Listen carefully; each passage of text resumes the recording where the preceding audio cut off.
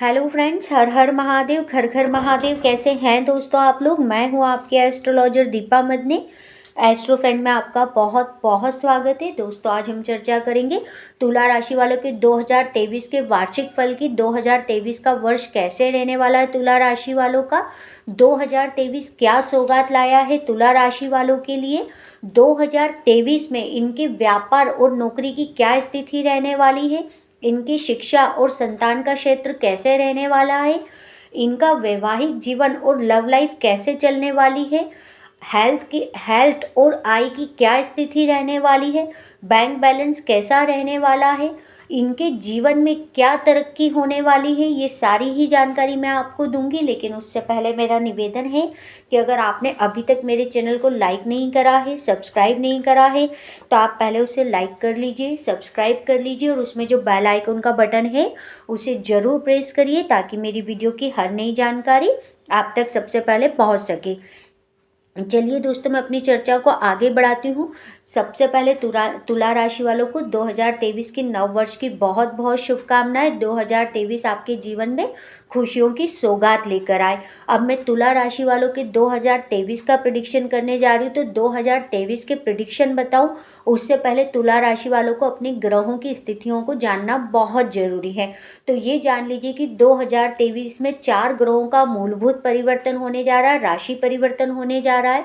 और ये राशि परिवर्तन हर राशि पे कुछ ना कुछ असर डालेगा। तो तुला राशि वालों में उनकी कुंडली में राशि के ग्रहों की क्या स्थिति रहेगी, ये गोचर की क्या स्थिति रहेगी, तो आप ये जान लीजिए कि सबसे पहले तो 17 जनवरी 2023 को तुला राशि वालों की ढैया समाप्त हो जाएगी और आप बहुत सफल होने वाले हैं। चारों ओर से सफलता आपको मिलेगी। तो ढैया से जो लोग अभी तक परेशान चल रहे थे, उनका नेम फेम कम हो गया था, कहीं ना कहीं उनके बैंक बैलेंस की स्थिति खराब हो गई थी, हेल्थ के इशू आ रहे थे, या किसी भी तरीके से वो अपने आप को परेशान देख रहे थे, चारों ओर से घिरा हुआ देख रहे थे, तो तुला राशि वालों के लिए बहुत अच्छी खबर है कि ढैया उनका 17 जनवरी 2023 को समाप्त हो जाएगा। अब उनको चारों ओर से सफलता मिलना शुरू हो जाएगी।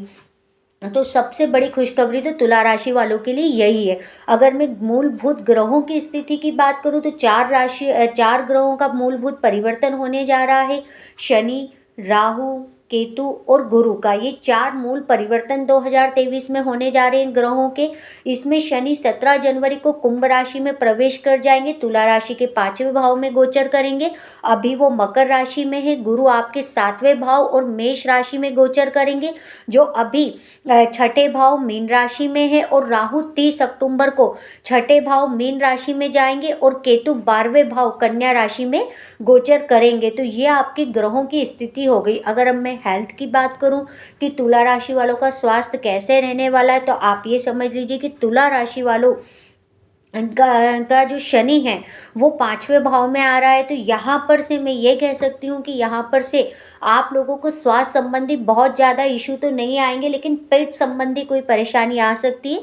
तो अपने पेट का ख्याल रखिए, अपने आंतों का ख्याल रखिए, किसी तरीके से आपको पेट संबंधी कोई परेशानी ना हो। अन्यथा बाकी देखा जाऊँ तो आपकी हेल्थ की स्थिति काफ़ी अच्छी रहने वाली है, क्योंकि गुरु की दृष्टि पड़ रही है। जब गुरु की दृष्टि पड़ती तो हेल्थ अगर खराब भी चल रही होती है तो हेल्थ की स्थिति सुधरना शुरू हो जाती है। अगर आपको गंभीर बीमारियां पहले से चली आ रही है, आपको काफ़ी ज़्यादा हॉस्पिटल के चक्कर इन ढैया में काटने पड़े हैं, आपने अपनी बीमारियों को बढ़ते देखा है, खुद को हॉस्पिटलाइज होते देखा, कोई ना कोई हेल्थ के इशू चलते देखे, तो ये समझ लीजिए कि जब आप गुरु की दृष्टि 21 अप्रैल से आपके लगन पर पड़ेगी तो ये समझ लीजिए कि आपके हेल्थ के इशू सुधरना शुरू हो जाएंगे, हेल्थ के इशू में सुधार होना शुरू हो जाएगा।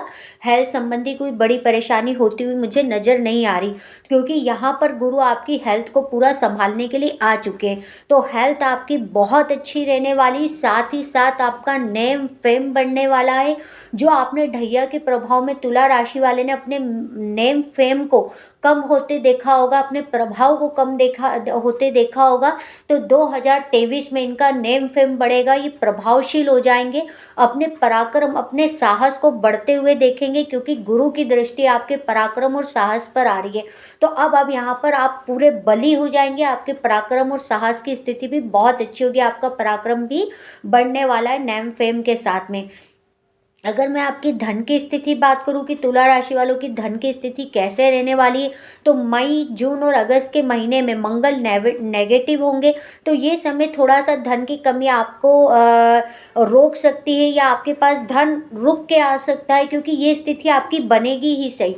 क्योंकि शनि की दृष्टि कहीं ना कहीं आपके धन भाव पे, और जब शनि की दृष्टि धन भाव पे होती है तो यहाँ पे क्या होता है, धन खर्च भी होता है, बैंक बैलेंस निकलता भी है, और रुक रुक के पैसा आएगा भी आपके पास में। मतलब ये समझ लीजिए कि यहाँ पर जब शनि की दृष्टि आएगी तो पैसा खर्च भी होगा और पैसा आएगा भी। पैसे की स्थिति ऐसी ही चलने वाली, एक मोटी रकम आपके पास में आ जाएगी, और कभी कभी आपके पास छोटी छोटी रकमें आएंगी, या कभी कभी आपको छोटी छोटी रकमों के लिए भी वेट करना पड़ेगा। तो आपकी आय की स्थिति कुछ इसी तरीके से रहने वाली। बाकी आपका बैंक बैलेंस बहुत ही शानदार रहने वाला है, बैंक बैलेंस बढ़ेगा, आपके धन की कमी नहीं होगी।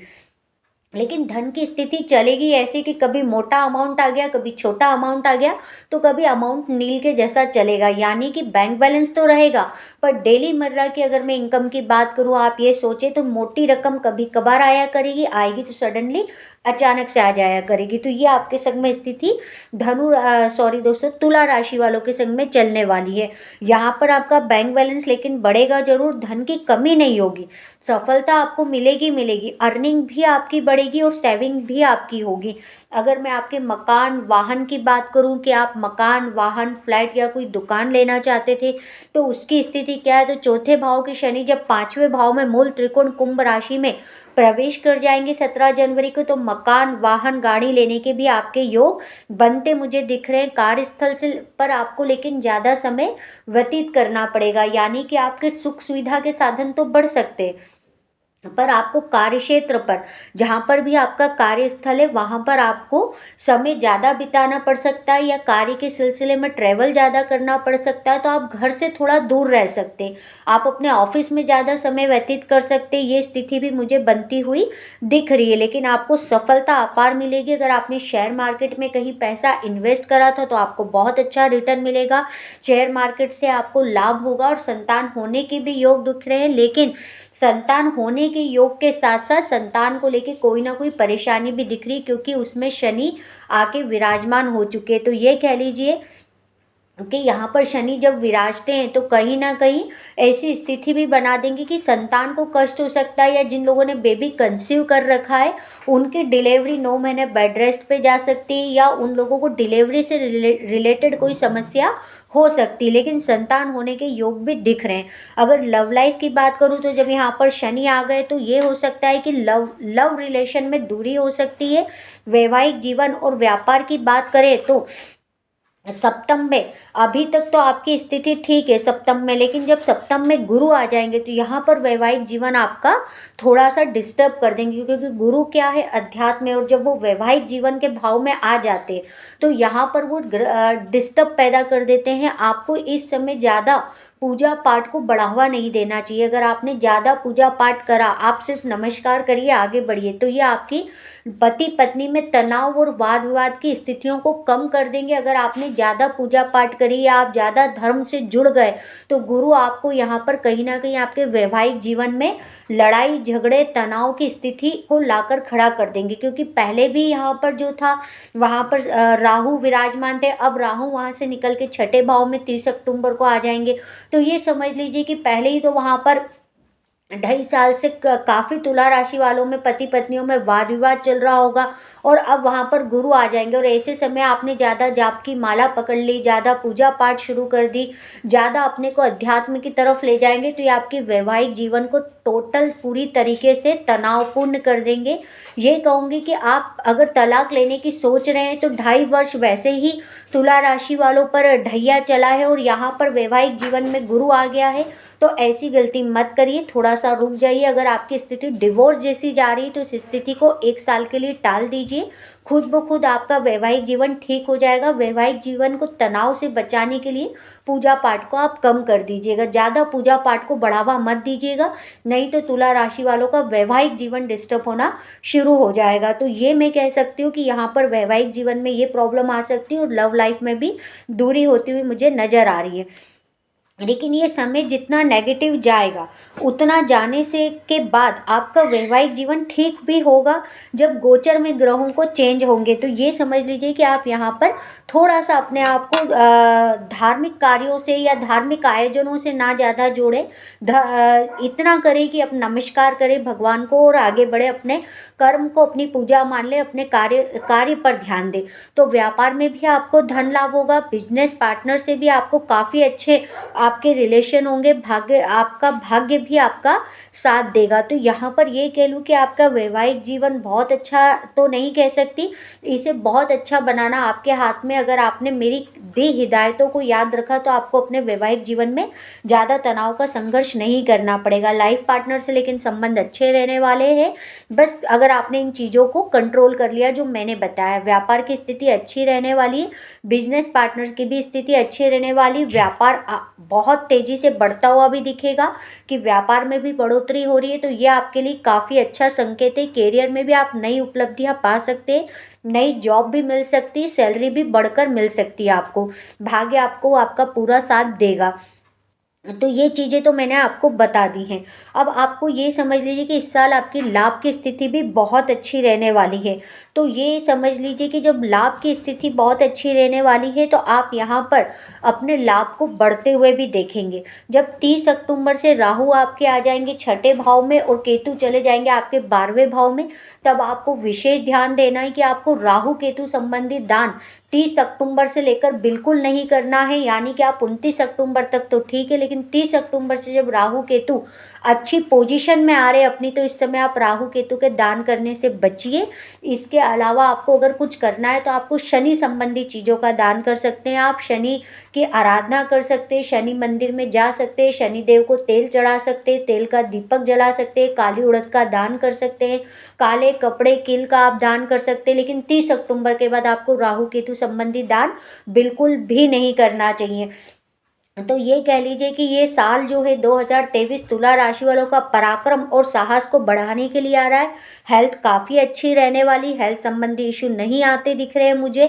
लेकिन ये स्थितियां कब जब अच्छी हो जाएंगी, जब 21 अप्रैल से गुरु अपनी पोजीशन पे आ जाएंगे, तब आपके हेल्थ संबंधी इशू आना कम हो जाएंगे। तो ये कह लीजिए कि आपका इस समय एक ही हिदायत रखने के लिए कह रही हूँ कि पूजा पाठ से थोड़ी दूर रहिए, भगवान को नमस्कार करिए, कर्म ज़्यादा अच्छे करिए, व्यापार की तरफ ध्यान दीजिए, नौकरी की तरफ ध्यान दीजिए। तो आपके वैवाहिक जीवन में किसी भी तरीके की तनावपूर्ण स्थिति मुझे नहीं दिखती है। तो उम्मीद करती हूँ कि दोस्तों मैंने जो तुला राशि वालों का 2023 प्रिडिक्ट किया है वो आप लोगों को अच्छा लगा होगा। अगर तुला राशि वालों को अपना 2023 का वार्षिक फल अच्छा लगा हो तो मेरी वीडियो को लाइक शेयर और सब्सक्राइब जरूर करिए। धन्यवाद दोस्तों।